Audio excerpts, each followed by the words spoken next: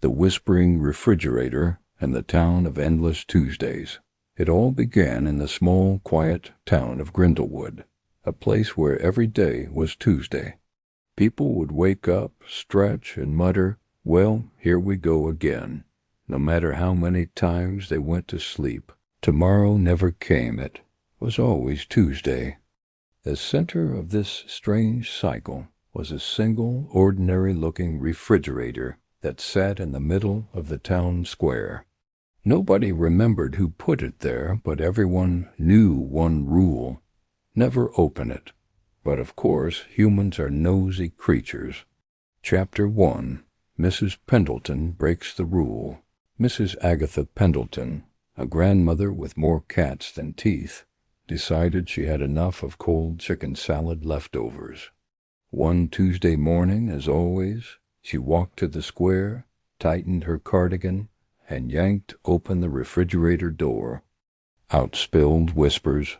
Not food, not milk, not rotting cheese, just voices, thousands of them, all murmuring secrets at once.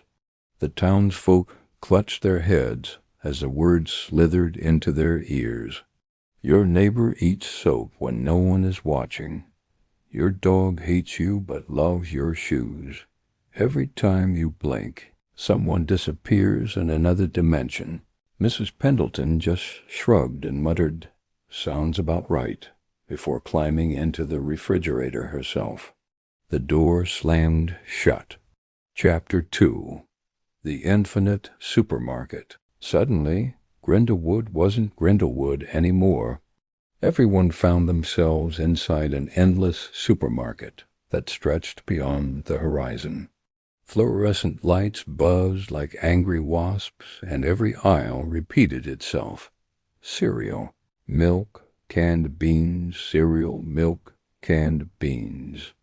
The cashiers had no faces, just big barcode scanners for heads.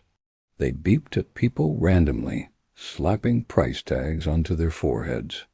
$3.99, 2 for 1 deal on your dignity, screamed one of the scanner-headed employees. Children got lost between the aisles, only to return as shopping carts with legs rolling nervously toward their parents. Chapter 3.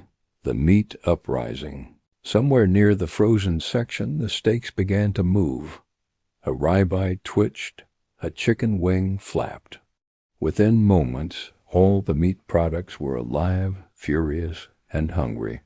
A ham roared like a lion.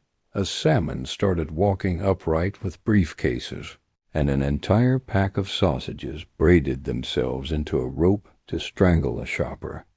The townsfolk screamed and ran, but the aisles kept rearranging themselves like a giant maze. No matter where they went, they ended up in the hot dog section. "Why is it always hot dogs?"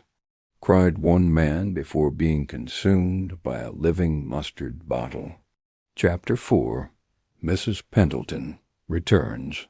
Just when despair filled the air, the refrigerator door appeared again at the end of aisle 13. It creaked open, and out stepped Mrs. Pendleton. Only she wasn't exactly human anymore.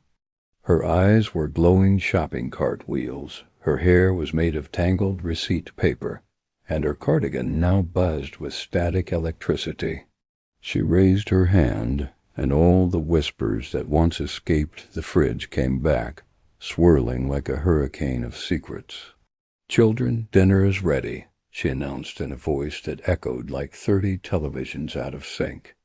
And then everything in the supermarket bowed meat, shoppers, even the faceless cashiers.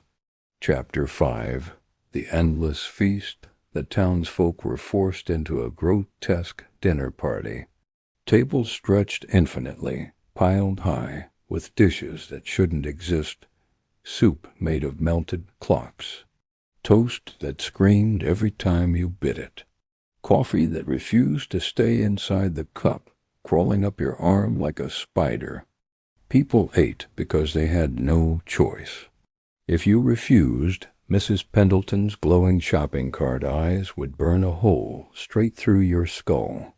And so Grindlewood kept feasting, trapped in an eternal Tuesday dinner hosted by the grandmother who became something else entirely.